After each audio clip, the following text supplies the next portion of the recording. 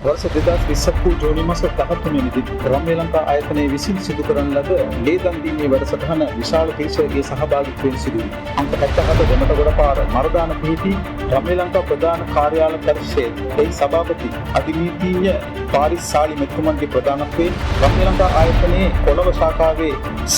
සමාජිකාවන් විසින් සංවිධානය කරන තිබූ අතර මෙයට ජාතික උතුරු පාරවිලේන මධ්‍යස්ථානයේ වෛද්‍ය නයනාතාරා මෙතුමිය ඇතුළු ඒ කාර්ය මණ්ඩලයේද එමෙන්ම කොළඹ සෞඛ්‍ය වෛද්‍ය නිලධාරීතුමන් ඇතුළු එම කාර්ය මණ්ඩලයේද විශේෂයෙන් මරදාන පොලිසියේ නිලධාරීන්ද ඒ වගේම මෙම වැඩසටහන සාර්ථක කිරීම සඳහා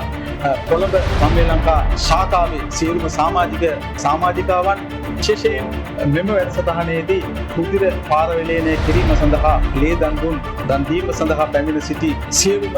සමාජික මහත්තුරුන් මහත්මීන් අපට මේ අවස්ථාවට පැමිණ ලේ දන් දීම වෙනුවෙන් සහයෝගය ලබා දුන් සියලු දෙනාට අපගේ විශේෂ ස්තුතිය මේ අවස්ථාවේදී පුද කරමි.